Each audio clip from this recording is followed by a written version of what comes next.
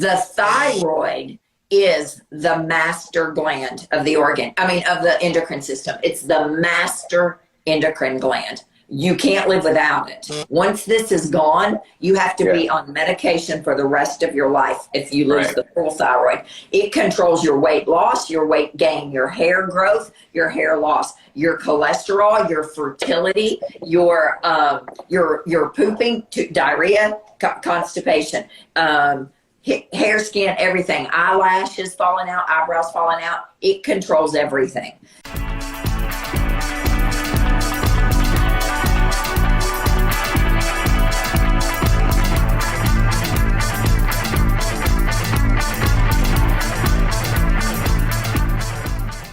Hello, my friend, and welcome to another episode of I Love Being Sober, sponsored by Camelback Recovery, Arizona's preferred mental health and addiction treatment option to help people get on the path or stay on the path to recovery.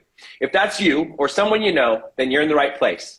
Because my name is Tim Westbrook, and I'm the CEO and founder of Camelback Recovery, here in the always sunny and always sober Scottsdale, Arizona, where my team and I, over the course of many years, have helped thousands of people to stop their suffering and continue on their path to recovery.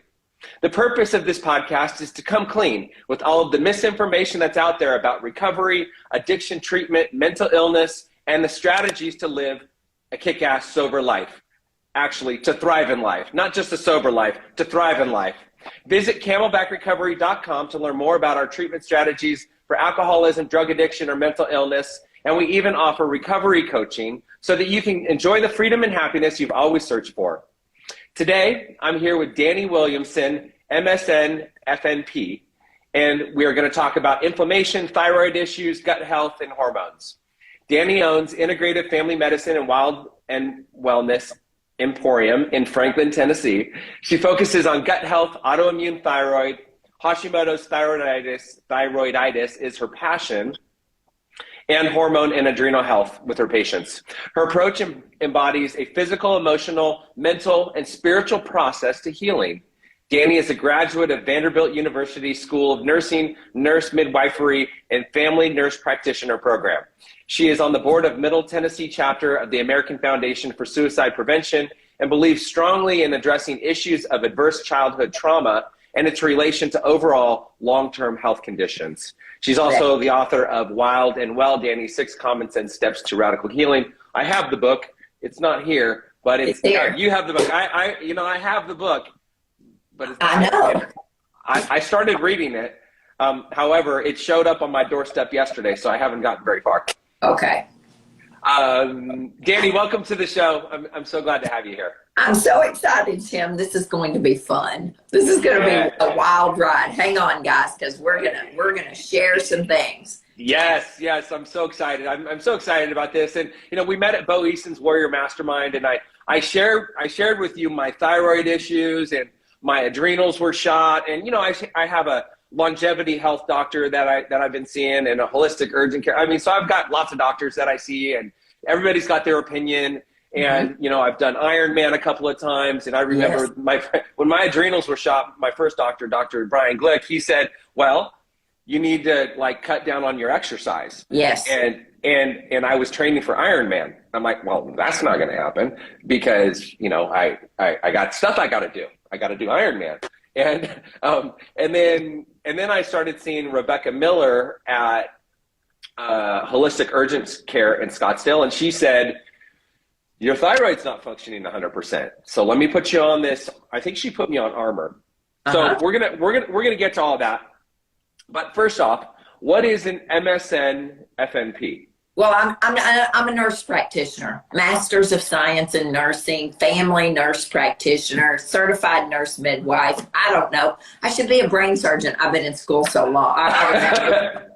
Ridiculous. And I have a master's degree in fashion design. So I did that for 20 plus years prior to going into medicine at age 40. And when I got divorced. So anyway, that's what that is. I'm a family nurse practitioner who stepped out of the boat 12 years ago and started practicing real medicine, integrative, functional, personalized medicine, getting to the root cause of whatever it is that you have going on with you, because you know a little of my story. I grew up in like complete childhood trauma, and was molested by a stepfather and beat up by another one, and had chronic irritable bowel syndrome, diarrhea, had 4 colonoscopies. I started itching in my 20s. I was diagnosed with lupus. I had all these chronic lifestyle diseases created by inflammation and my lifestyle that were building up on me. And I was 44 years old before a doctor ever leaned into me and said, Dani, what are you eating? Don't you know your diet controls your symptoms? Do you take digestive enzymes and probiotics and things like that? And do you know your food sensitivities? The entire trajectory of my life changed 12 years ago, November 2010, when I was asked those questions.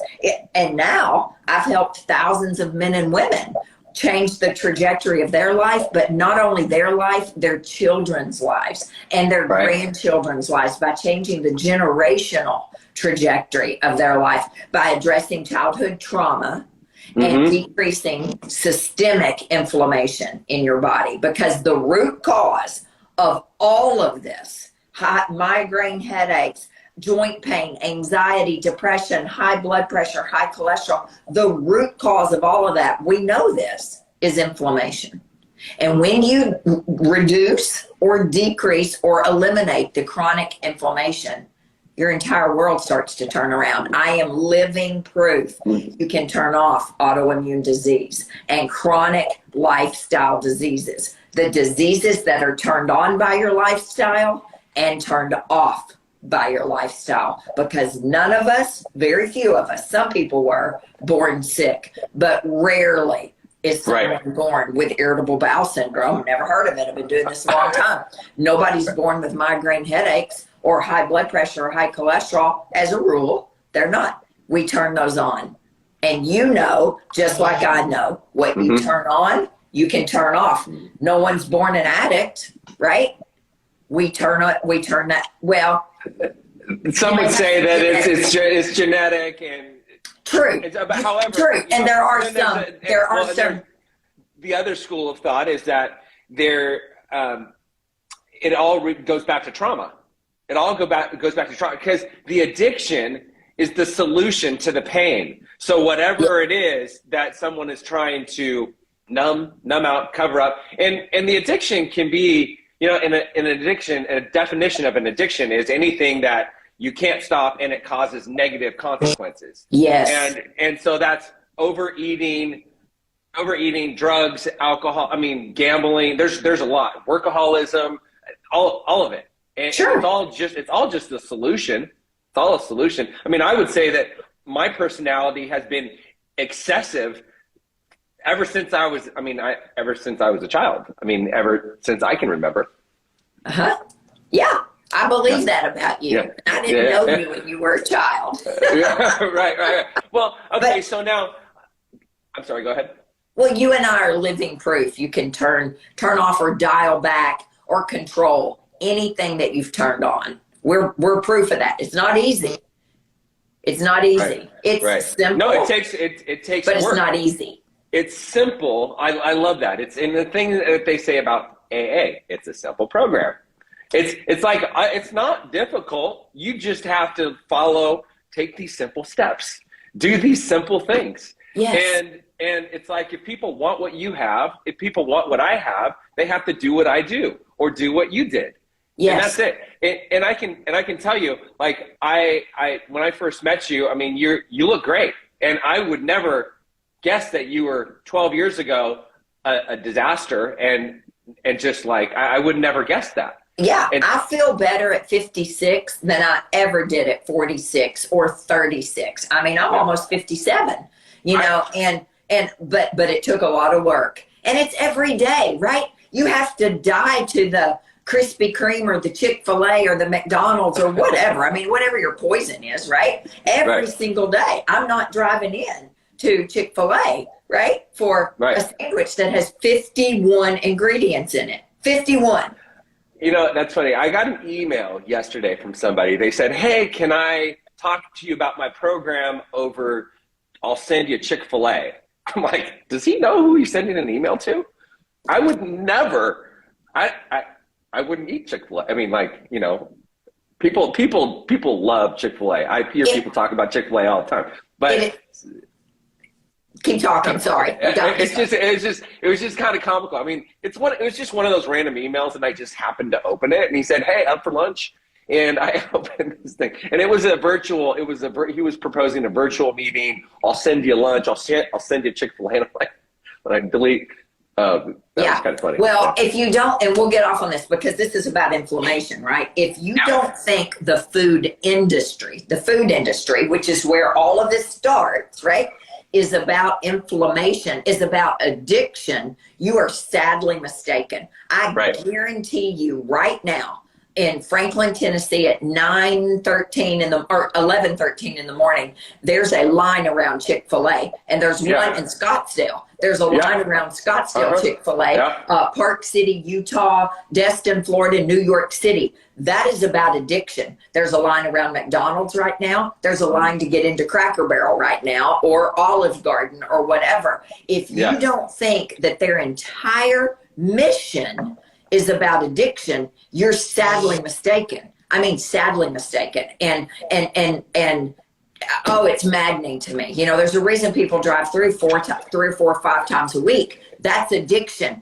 There is nothing real in a chicken sandwich that tastes the same in Scottsdale as it does in Nashville. It took 4 years to create the grilled chicken sandwich at Chick-fil-A. 4 years. That's a chemistry experiment. And your kids and your grandchildren are the lab rats. The same thing with biscuits at Cracker Barrel. And it's all about it. That is Frankenfood. There's nothing real in any of that.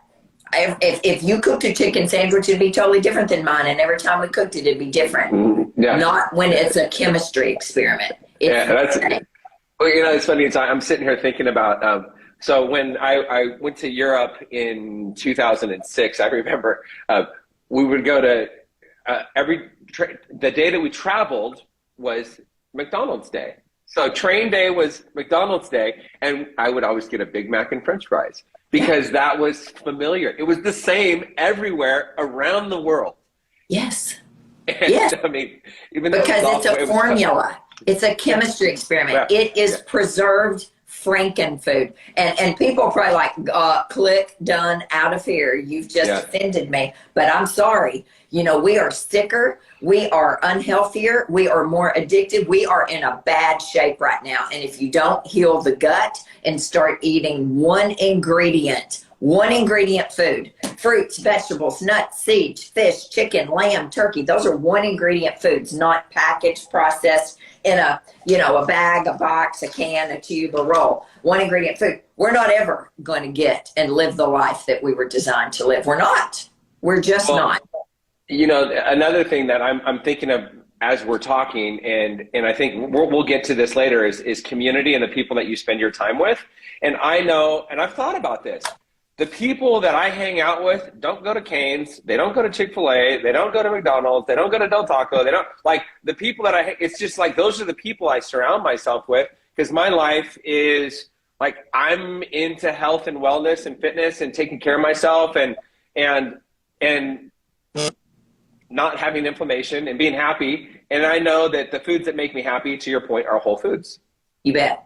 Whole one ingredient food, the food we were designed to eat, and your community is key. That's the 6th chapter in my book. That's the 6th step, cultivating community. And you've got to have people around you like that who lift you up and who live on the same level that you do, you know, always. And absolutely. So I want to go back to my first question that I was planning, or actually my second question. What gives you the right to claim you are an expert on gut health, autoimmune thyroid diseases, and hormone and adrenal health? And I know you kind of already answered part of it. Well, you know, because I'm living proof. An expert, I've never called myself an expert. So I do call myself, you know, I am very well trained in this, but I've lived it. I've lived it. And I think you're an expert. You can call yourself, thank you, an expert when you have done the hard work. You have literally reversed 44 years of chronic disease by controlling what's at the end of the fork, by doing the hard work, the trauma work. I spent a lot of years in trauma treatment and therapy. And so, yeah. And, you know, it's just what gives me the right to say that. Well, you know what? I've done the work. When you've done the work and you've seen the results from thousands of patients, and not only patients, myself, you get the right to call yourself really whatever you want. But, you know, and I even learned more when I wrote the book, right? Because that's 360 something medical references in there. I even, you know, you just never know everything. And that's the beauty of what we do in functional medicine. The people who do what I do, we never get tired of what we're doing because there's always something more to learn. My colleagues who practice traditional allopathic medicine, the way I was trained, they're miserable. They're miserable. They're just cranking out one patient after another, 30, 40 a day, 4 or 5 minutes or 6 minutes with that patient. They're missing the boat. They're treating symptoms. They're never getting to root causes. There's a root cause for your heartburn, Tim, right? There's a root cause for it. It's not Nexium. It's not Prilosec. You can do that for a couple of weeks to cool it down, but that's not the root cause because very rarely is a baby born with heartburn. You know? Right. We turn it on. Yeah, we turn it on. We turn it on. Yeah, I love that. I love that. So let's talk, how have you been able to work? And by the way, I'm just thinking about all of the psychologists, therapists, naturopathic doctors, longevity health doctors, like everybody is in that space because they've gone through it. Yes. And the best ones are, you know, you make it to the other side and it's like, I'm where I am today. I don't ever want to go back to where I was. However, like I did a lot of hard work and I am the man I am today because of all the work that I've done and because of all the struggles that I've gone through and all the things that I've gone through. And you're an example of that as well.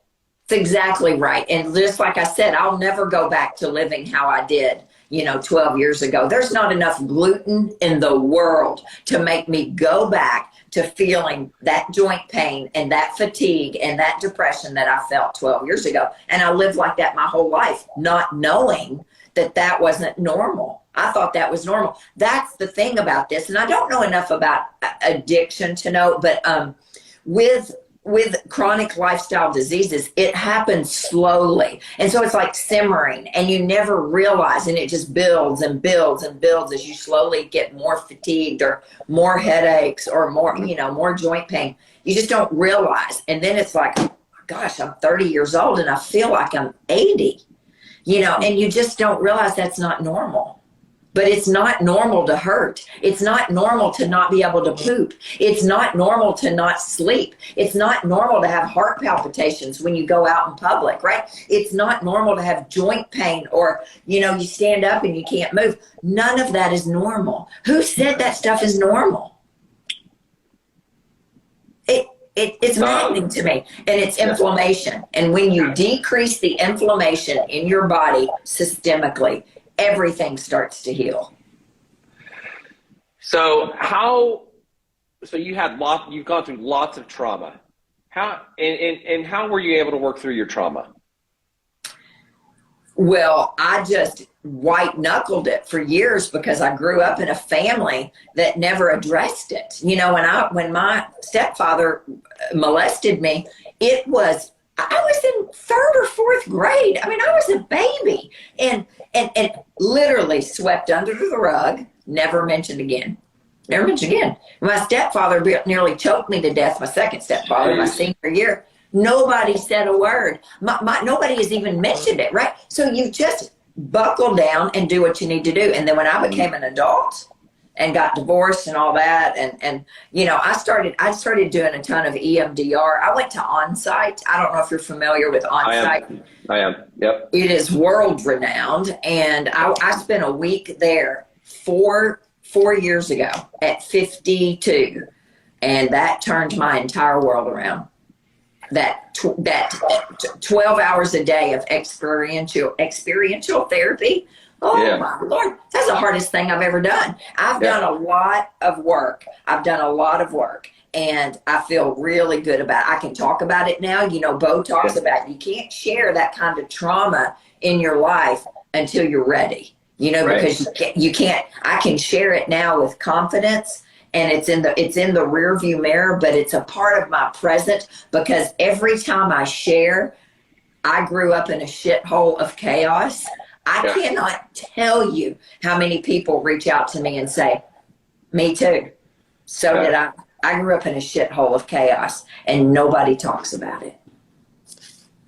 Yeah, and people might look at you and think that your life is great. Look at you, your life is great. You never had any issues, and so we have to talk about it. And you know, the fourth level of learning is to teach other people. So you even said it earlier, writing your book. You learn way more by writing your book and by sharing your story and sharing, I guess, carrying your message is going to help you continue to stay on your path. That's exactly right. And the whole first part of the book is on childhood trauma. It's on, you weren't born broken. You are not broken. What happened to you before the age of 18 is not your fault.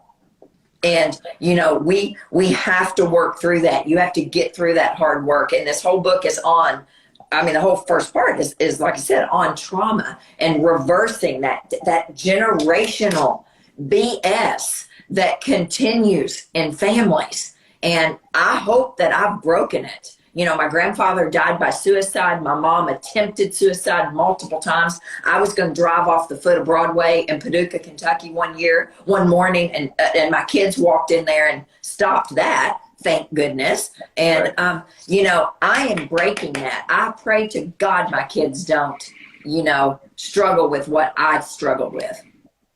So you spent 24 years struggling with chronic lifestyle diseases, IBS, lupus, urticaria. I don't even know what that is. Itching, chronic itching, itch like a mad woman for years. Oh my really? gosh. And oh my Lord. And there were no hives. I didn't have hives on me. I'd go to the dermatologist. They'd give me steroid injections and it worked, right? It cooled the itching down, but it never fixed the root cause. Right. Yeah, everybody wants a Band-Aid. A Band-Aid's easy. Put this cream on, take this pill. It makes you feel better temporarily. And then after that, geez. So how did you realize that you needed to heal your body from the inside out?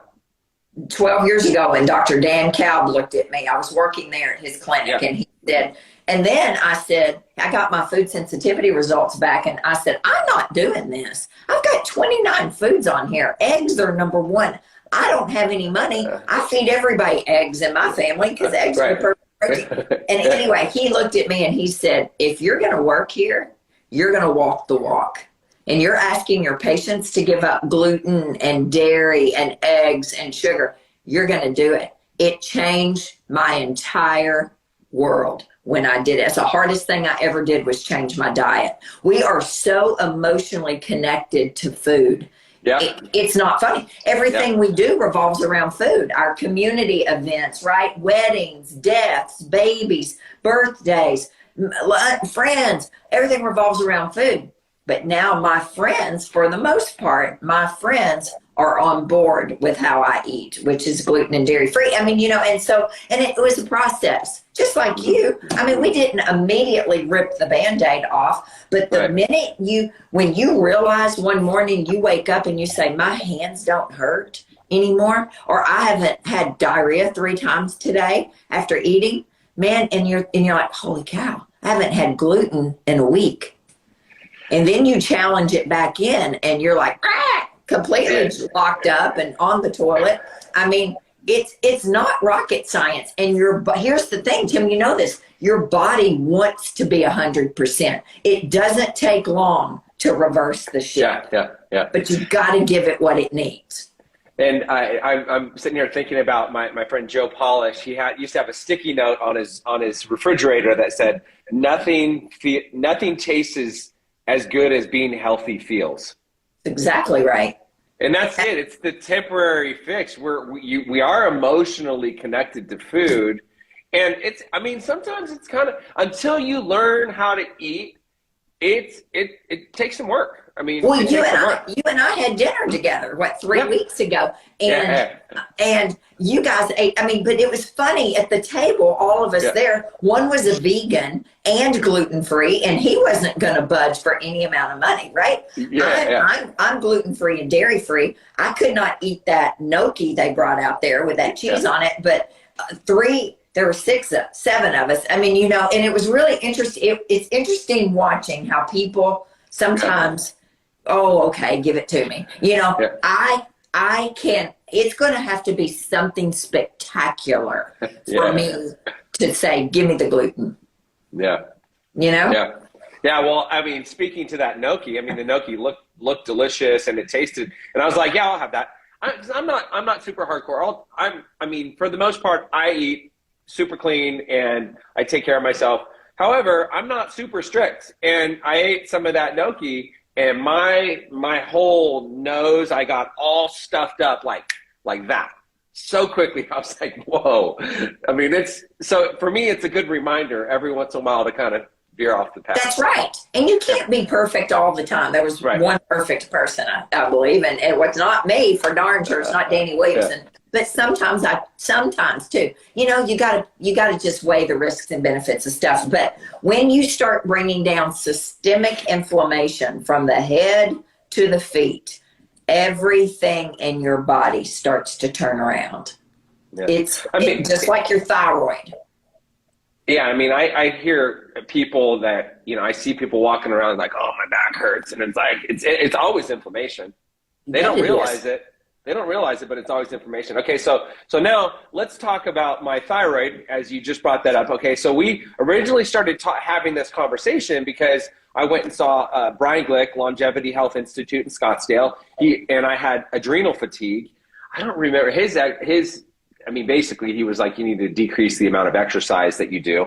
And then Rebecca Miller of Holistic Urgent Care told me that my thyroid wasn't working, and she put me on some, she said, you can't tell, but you're a little bit tired right now, and in 90 days, you're gonna feel a hell of a lot better. Sure enough, 90 days later, I felt amazing. 90 days later, I felt great.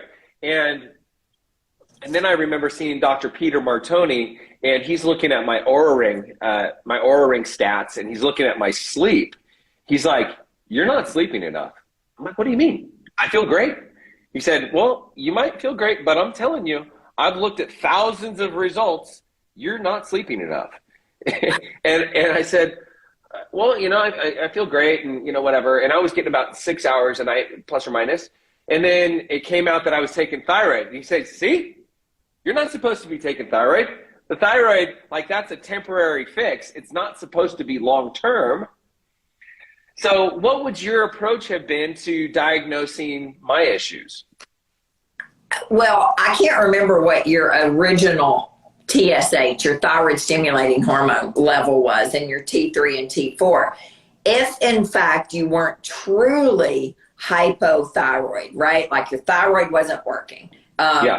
If you were subclinical hypothyroid, meaning you're on the edge, right? You're kind of on the edge.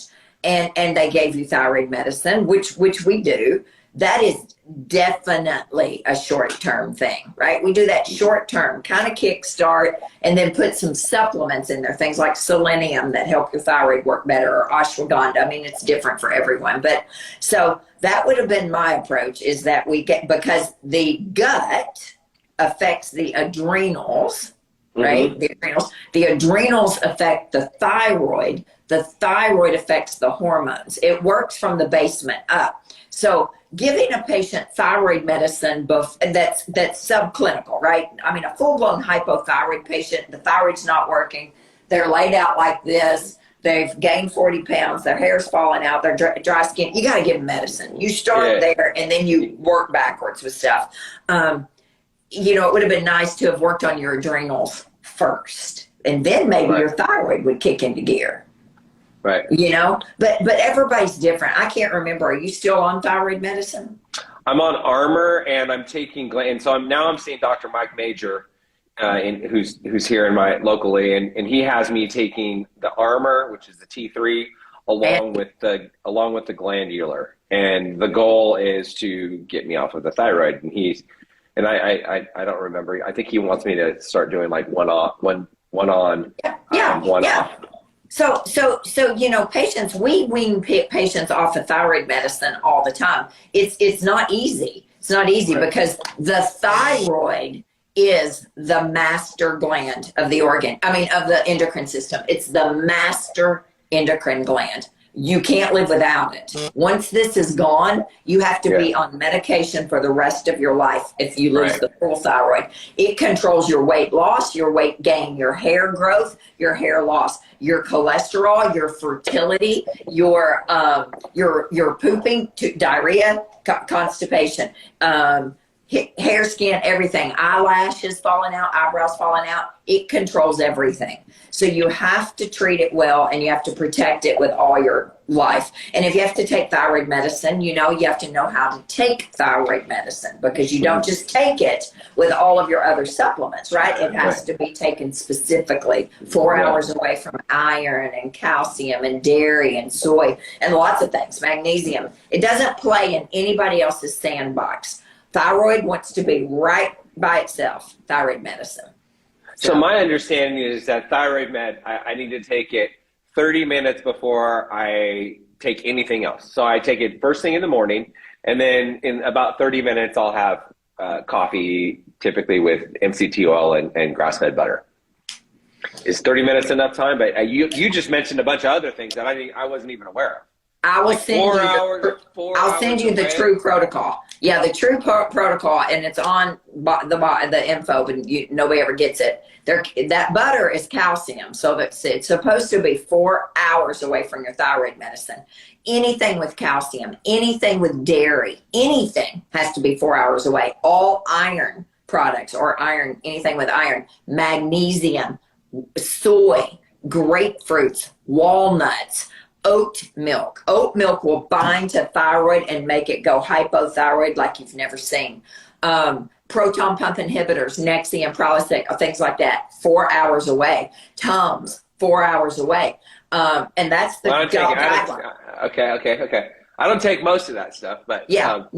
The people who do the best, Tim, take their thyroid medicine in the middle of the night. The people who do the best with thyroid medicine and regulation take it in the middle of the night. So the people on hypothyroid, the people that are hypothyroid. Yes, the people who do the best on thyroid medicine take their medicine in the night, in the middle of the night, because a lot of times people get up to go to the bathroom. If you take it in the middle of the night, then there's nothing on either side of it. You can get up and have all the grass-fed butter you want, right, in the morning, and have all the oat milk in your coffee and all of that. But people are not taught how to take their thyroid properly, and that's why a lot of patients' thyroid levels do this. Every time they see their doctor, they're having to tweak their medicine constantly. Well, the healthcare provider has never taught them the proper way to take their thyroid medicine. Okay. Mm-hmm. So yeah, and I know that once I started taking thyroid medication, I was all about it. I mean, I'm a promoter, so I was telling everybody, you got to, if you're, you should go get your thyroid checked out. I got my thyroid checked out, and I started taking this thyroid medication, and I can't even tell you, I only have to sleep 5 hours a night now. I have so much energy. I feel amazing.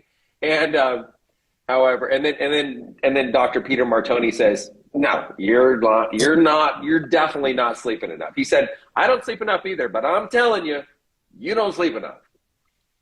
Yeah, sleep is when your body heals. So that's the second chapter of the book. Eat well, sleep well. Your body heals when you sleep. That's when your body detoxifies, your brain detoxifies, your brain rewires, your liver detoxes in the night.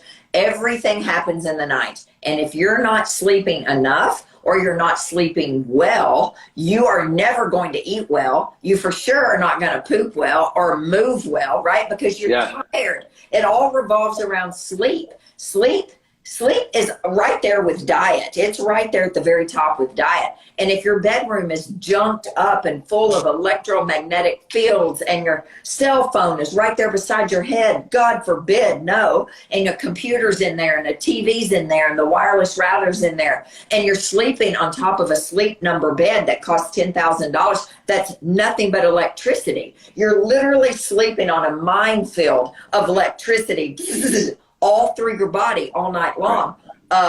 You can't heal.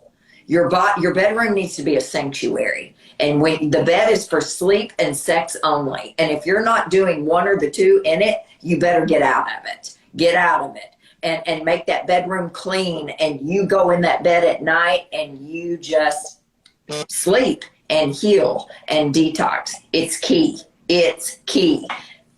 What about reading in bed? I can read in bed because I don't have anybody in the bed with me. Yeah, you can read in bed. For a little bit. I don't read a lot in bed, but I sometimes I read a little bit. You can read Wild and Well in bed. That's about the only thing that you can read. Wild and Well and the Bible. You can read those two things. Those two are that's right. That's right. Exactly right. Reading is fine as long as it's a real book. If it's on your phone or if it's on an iPad or a Kindle, absolutely not. You know, we have destroyed our circadian rhythm with blue lights, right? And we're sitting in front of this ring light right now, and there's lights here and there's lights there. So it needs to be a real book. But sleep is key. If you snore, then you need a sleep study, because untreated sleep apnea takes on average 10 to 16 years off of your lifespan. Wow. If your partner snores, then you need to get them a sleep study, or you need to sleep in a separate room. Well, and if you want to know if you snore, if you truly want to find out if you snore, there's an app called SnoreLab, and it's a free app. It's called SnoreLab. And you put it, and I can put it up on the other side of the room, and it records my snoring episodes. And it's interesting because there was a period of time where I was snoring more often. I mean, my snore score, they give you a snore score, and your snore score is supposed to be less than 25. And it goes like, quiet, light snoring, medium snoring, heavy snoring, epic snoring.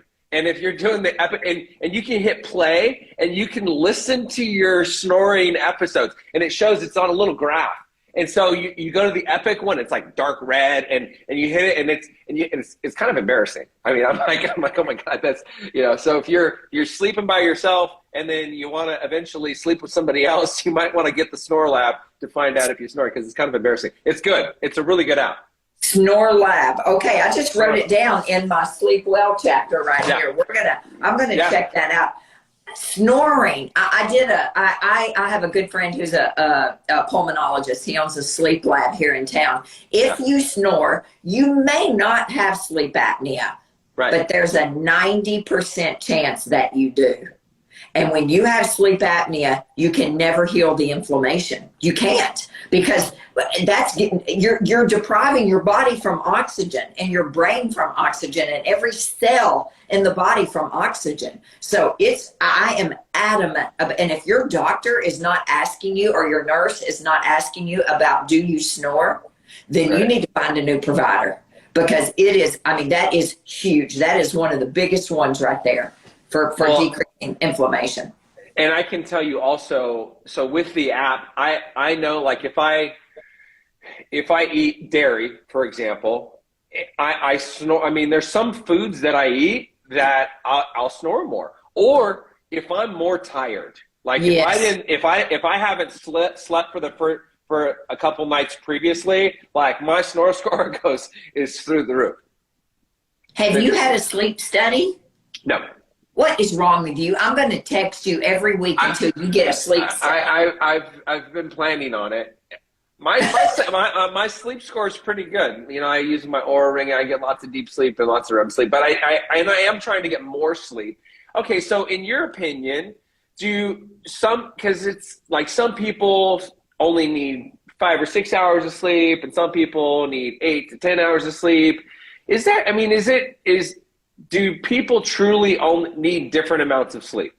Absolutely. Is that a real thing? Like, yes, they need different amounts of sleep. And I talk about this multiple times in here. And also, you don't have to sleep through the night. We have really destroyed people's health by telling them you have to have 8 hours solid sleep at night. That's not true. Before we had lights, and I discovered this as I was researching the book, I had never heard of first and second sleep or segmented sleep. Before the turn of the century, that's how we slept. We went down with the sun. We slept 4 or 5 hours, right? We got up, we whatever, stirred the fire or whatever, made some beans, made some tea, read the Bible, had sex, whatever they did in the middle of the night. And then for a couple of hours or an hour, and then they went back to sleep, and they slept until the sun came up or until they woke up. That was called first and second sleep. It wasn't until we started getting lights were invented and all, that we started having references to insomnia in the medical literature. And that's when it started popping up. And then first and second sleep references started going away. We have messed people up with that. It's not how much you sleep or how long you sleep in there. It's how do you feel when you wake up in the morning? How do you feel throughout the day? People need different levels of sleep, you know, and there may be some seasons that 6 hours is okay for you. I mean, ideally, I think we need more. But give yourself some grace. If somebody's listening to this live or on replay, give yourself some grace tonight when you go to bed. And if you wake up, don't get anxious over that. It's okay. Use that time to do whatever, you know, whatever, and then go back to sleep. Now, the problem is if you wake up at 3 and you have to get up at 5, right? And, you know, but hopefully then we could retrain our body. But also if you have sleep apnea, you're not going to sleep well. So that could be something to think about, is maybe a sleep study. And what do you think people should do if they have sleep apnea? They need to get a sleep study, and guess what? They need to wear their CPAP. It doesn't work on the nightstand. Right. Okay. So we've got eat well, sleep well, move well, poop well, de-stress well, and commune well. Yeah. So we got to poop. Yeah. You got to. I mean, period. So I had a lady yesterday, a 92-year-old woman, 92, brand new patient. She goes to the bathroom once or twice a week. Poop. She has a bowel movement once or twice a week. Her doctor says that's fine. She said it's been like that forever. I said, that's not normal. Your doctor's not, he's wrong. You need to, you know, what we eat today should be gone tomorrow. I mean, we do not hold on to those toxins in our body. So we've got to eliminate. Most people are chronically dehydrated. They don't drink enough water. If you just drank the proper amount of water daily for your weight, and activity, because if you sweat, you have to have more water. You're doing an Ironman, you got to have a whole lot more water than I do, right? And so if you would just hydrate, most people would go to the bathroom, you know, pretty well. Maybe you need some magnesium. Maybe you need to stop eating junk food, right? I mean, there's lots and lots of things to do, and I talk about it in there ad nauseum. To get you going to the bathroom. Maybe you need a squatty potty. Maybe you're constipated and you need to put your feet up. Best invention ever, which is ridiculous. They're made millions of dollars selling a plastic stool to put your feet on, where you can put your feet on anything, right? And so that makes a huge difference. So you've got to poop well, period. And if you're not sleeping, you're not going to poop. If you're not eating well, you're not going to poop. It's all connected. And then you've got to move well, right? You've got to move your body. Not everybody has to be an Iron Man, but you've got to move, whether it's ballroom dancing, hula hooping, belly dancing, rollerblading, I don't care. Move your body. Walking, right? Anything, Just do it, and enlist a buddy in this, because when your buddy is waiting for you to go work out, you're less likely to leave them sitting or standing on the sidewalk out there or at the gym. You need a buddy, or sign up for a 5K, something you sign up for and pay for, you're probably going to, you know, train for. But so we got to move.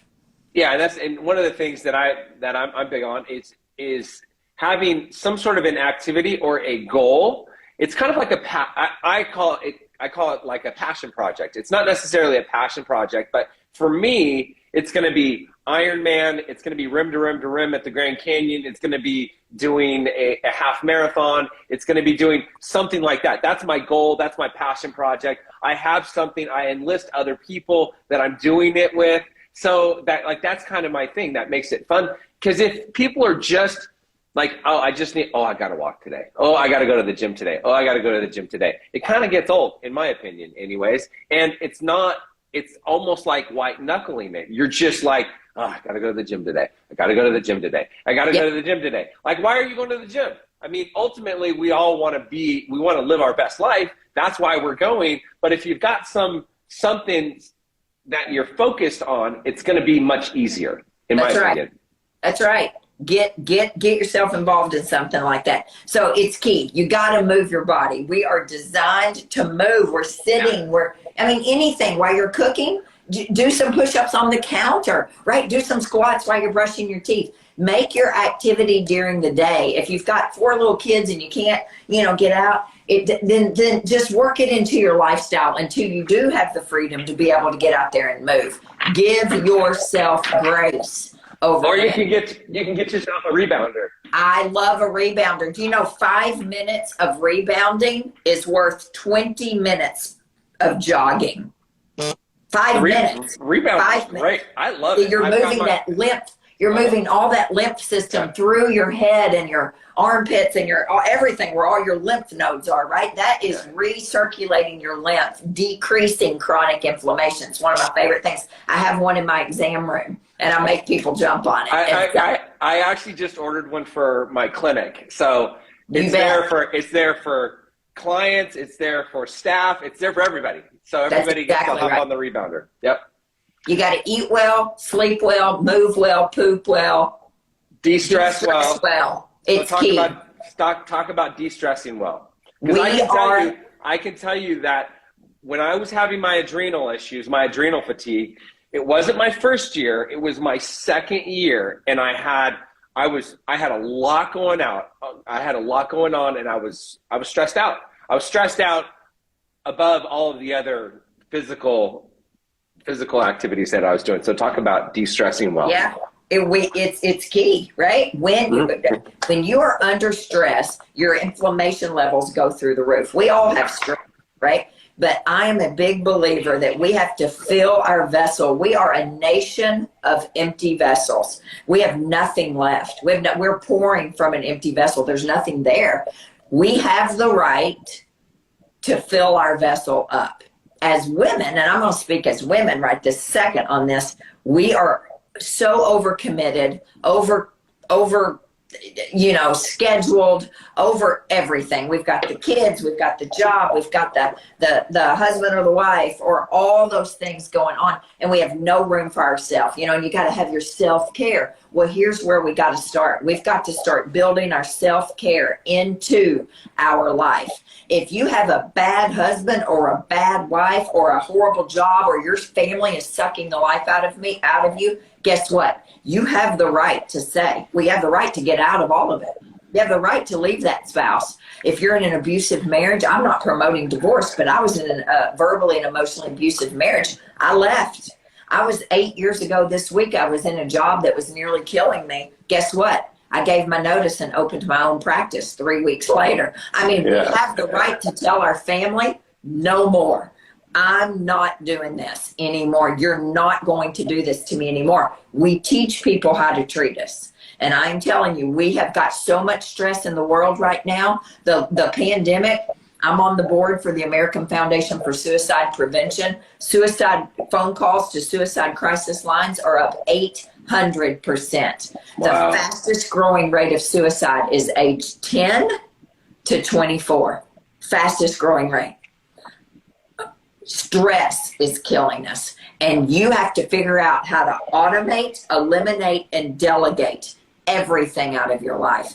AED your life. The automatic external defibrillator, boom, that brings you back to life. That's what you've got to do to your own life. Automate everything you can. Eliminate everything you can. Delegate everything else because it's not important.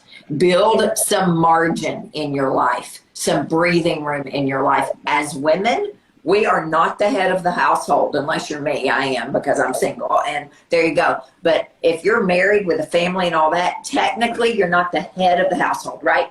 Technically. But you set the tone for the entire home when you walk through that door.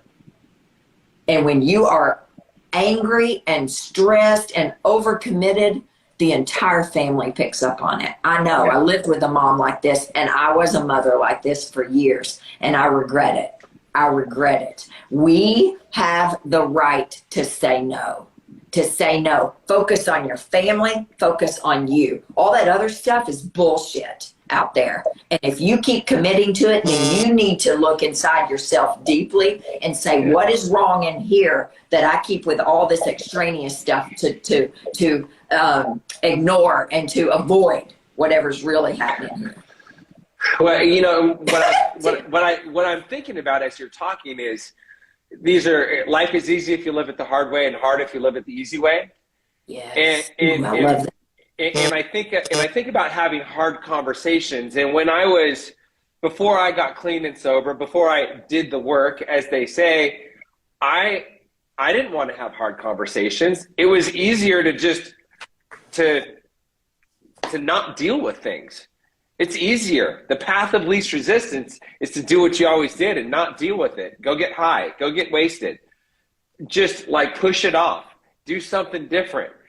It's harder to have the hard conversations, to eliminate people out of your life.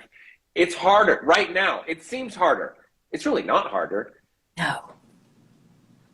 What's hard is being angry and mean and saying things to your kids that you can never, ever take back. I know, I've done it.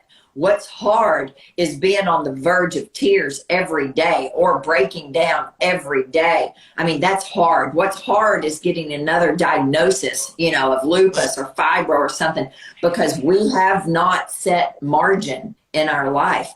And man, I am telling you, it's key. I think all of these steps are important, and I think they're all intertwined, right? They all are intertwined. Yeah. But the stress thing is the huge piece of that is so in our control. If I didn't want to do this today, Tim, if I was so overcommitted today that I didn't want to do that, I would have said, Tim, I can't. I mean, I just can't.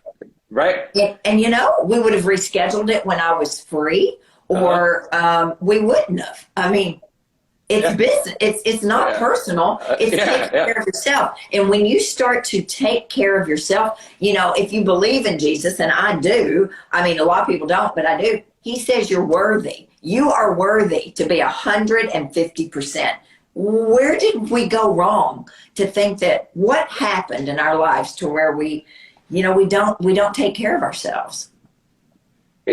Yeah, and I think a lot of times people are people pleasers. They want to please other people, and therefore they're afraid to take a stand, have boundaries, et cetera, et cetera.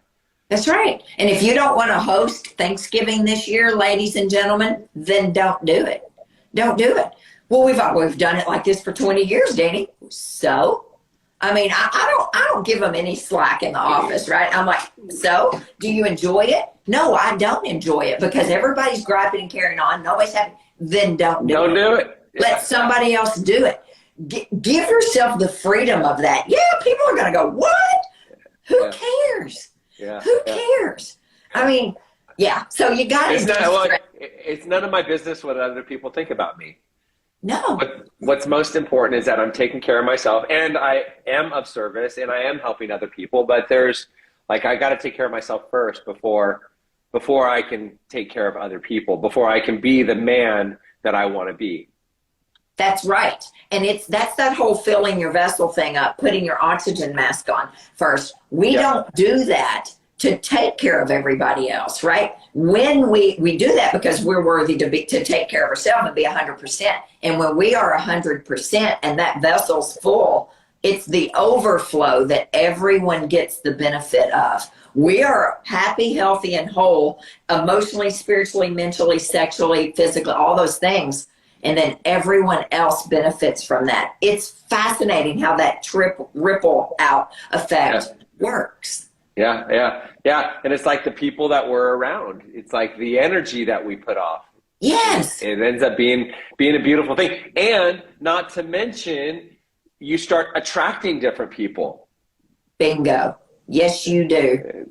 And that's it. That's where the magic happens. When you, and I remember when I know in my journey through recovery, I've attracted healthier and healthier people as I've gone along. And finally, when I'm about 5 years clean and sober, I'm looking around at the people that I'm attracting, and I'm like, I'm doing pretty good.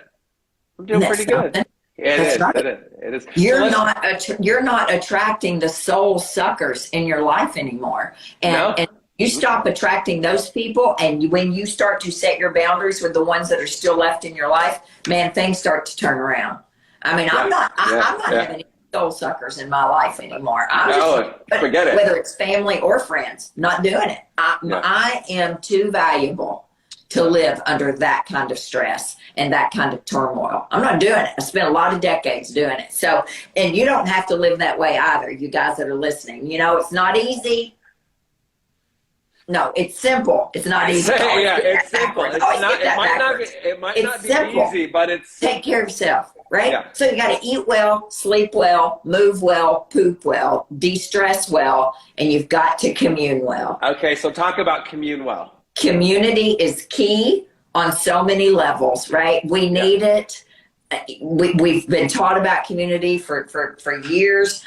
Community is when you heal. It's when you laugh. It's when your cortisol levels go down, right? When you're laughing with your people, when you're eyeball to eyeball, like we were 3 weeks ago, right? And we laughed and we cried together and we told stories together. That's community. And it doesn't have to be a group of 50 people. It doesn't take much to hold up a sequoia tree. Those gigantic trees, man, they've got little shallow roots, but they reach out. They literally reach out and grab their tree partners over there. It doesn't take much.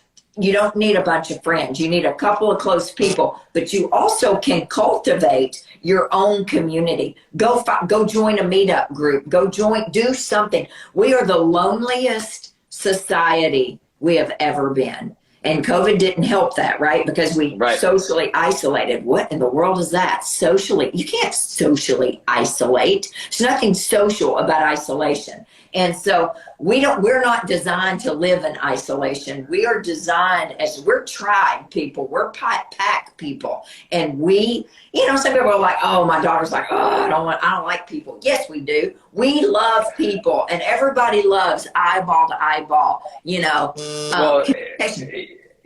the opposite of human connection is addiction.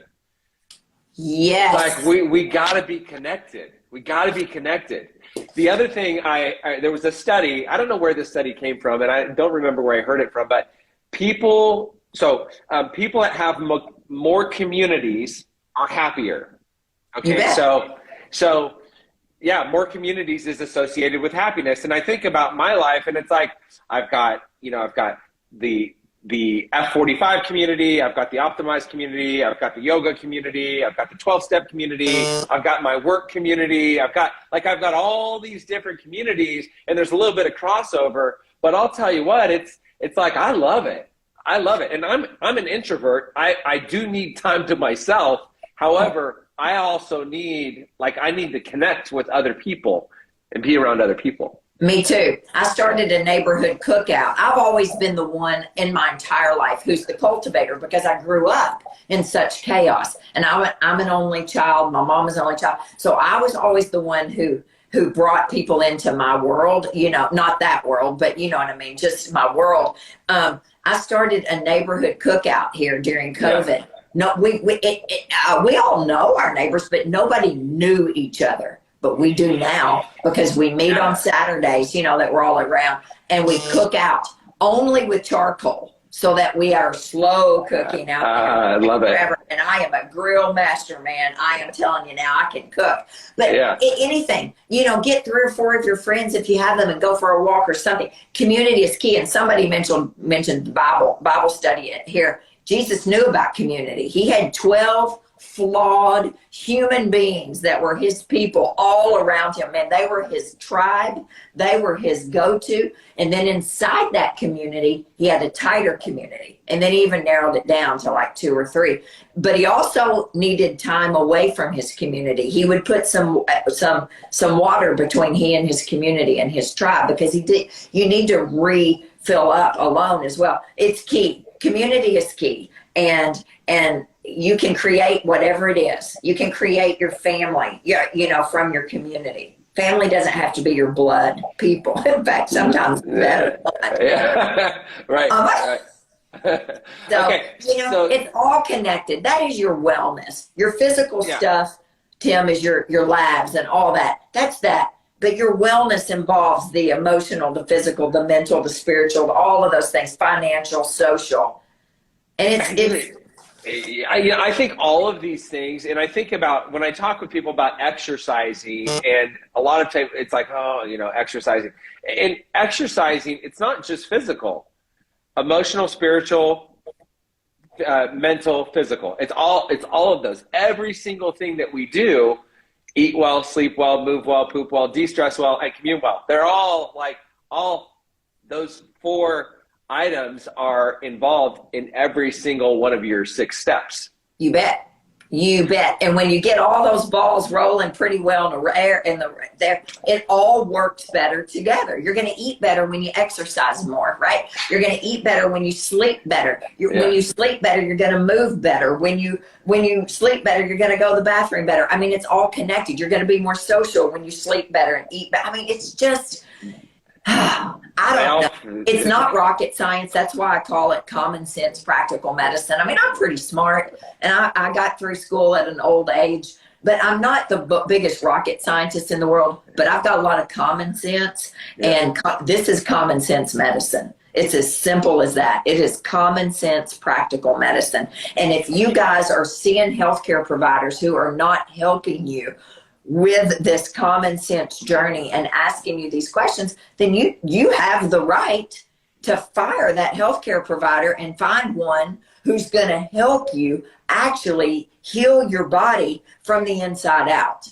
You don't have to stay with your healthcare provider. Who said that? Nobody. Right. And so you weren't born broken. You're not broken. You are divinely made. And I am telling you, you can live your best life. And it's not easy, but it's simple. And that's really about all I have to say. And what I would say is if whether you're in Tennessee or somewhere else, you've got to find somebody that has the same type of ideologies as Dani does here. And so longevity health, I mean, whatever longevity health, in my experience, it's Eastern medicine combined with Western medicine for me. You bet. Yeah. Well, they've done this for thousands of years, and they know it, man. If you can find a good Chinese medicine doctor, somebody asked on there, help me find somebody in Orlando. If you'll go to the Institute of Functional Medicine, IFM, I don't know if it's ifm.org or Institute of Functional Medicine, you can type in your zip code or your state, and it'll tell you. Functional medicine trained providers. Also share it on Facebook. Who's got a good integrative medicine provider? Or call your compounding pharmacies in your hometown. The compounding pharmacists are the ones who compound that thyroid medicine that I do all day for people, or bioidentical hormones. They know who the best of the best is in Nashville, Tennessee, or Orlando. Just Google compounding pharmacies near me, call them, say, who would you go to? And they'll tell you. Yeah.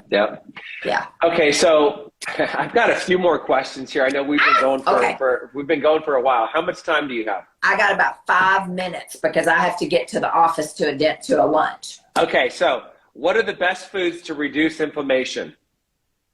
The best foods to eat, or the best foods to eliminate to reduce inflammation? You just answered that question however you want to answer. Okay. The top 7 inflammatory foods in the country that create inflammation are gluten, dairy, soy, corn, sugar, eggs, and peanuts. Somebody, Angela, my assistant's on here. I see you could type that in the chat. Gluten, dairy, soy, corn, sugar, eggs, peanuts. Those are the top 7 that create inflammation. They're in everything packaged. Processed. When you say sugar, can you be specific? Processed sugar, not sugar from fruit and things like that. What about stevia?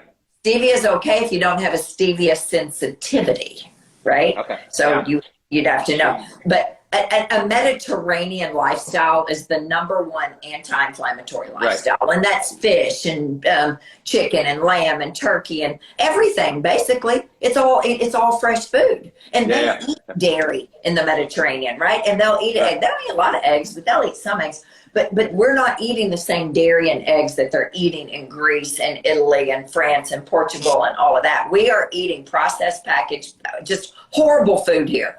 There are so many great documentaries you could watch on this. So a Mediterranean lifestyle, olive oils, nuts like walnuts and almonds and pecans and things that are really great oily nuts.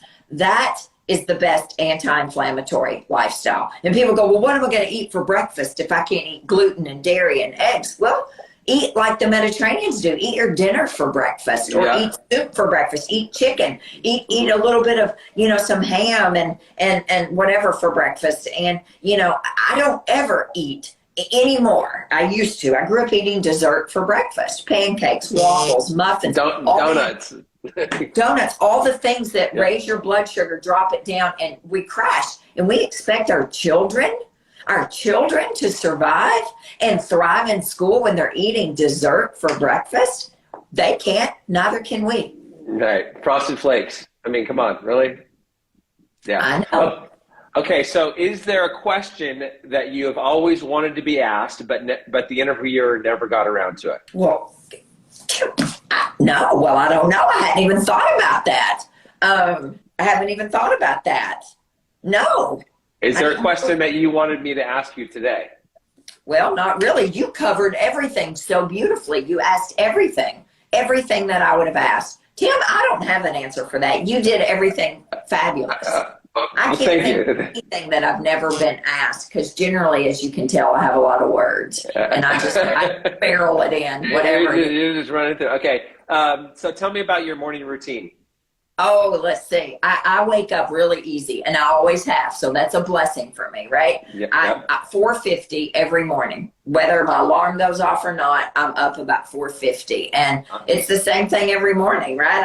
I drink coffee, but I drink organic coffee, and I put oat milk in it, and I go plug that in. I get in the shower, and I'm a big prayer, so I pray a lot. I do squat. I do all kinds of mess in the bathroom, right? Because I start work at 6:40 in the morning, so I don't tend to work out. So my mornings are very fairly regimented, but I generally go outside every single morning with my shoes off, feet to the earth, face to the sun as it's coming up, with my coffee, and that a good morning will help you have a good day and a good evening. So I really ground myself in the morning. That's my major routine in the morning. When I get ready, I do that mess, but is earthing and grounding. Because you don't see a lot of dogs and cats and horses and chickens and pigs having a lot of anxiety and panic attacks and shaking in the field, because they don't wear shoes. Their feet are on the earth.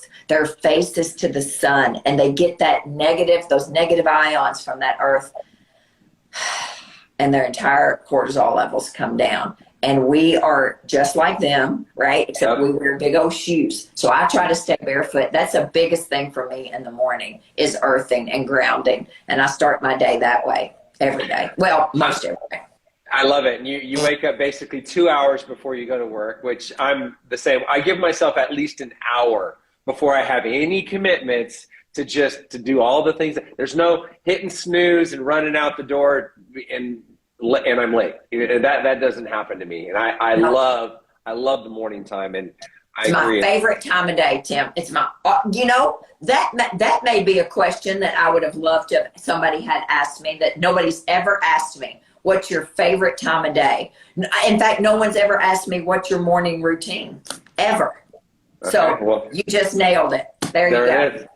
Okay. Well, we're coming to the end of the episode. That was such an awesome conversation, Dani. And that does it for our time with Dani Williamson. Before we end this episode, I want you to go to the review section on iTunes or comment section of YouTube, Instagram, Facebook, or wherever you're watching, and type in the one thing that resonated with you. Every comment counts, and what you share could resonate with someone else that is struggling and potentially save their life. So go ahead, share the one thing that resonated with you in the review section of iTunes, or comment on YouTube or Instagram or wherever you're watching. It'll just take 60 seconds out of your day, but what you share could not only save you, but it could also save someone's life. Okay, that does it for this week. I'm Tim Westbrook. I hope our paths cross again in the next episode of I Love Being Sober. Dani, thank you so much. I appreciate you. I really enjoyed our time together. That was fun. Let's see if I can figure out how to end this. Stay wild. Stay wild. All right. Sure.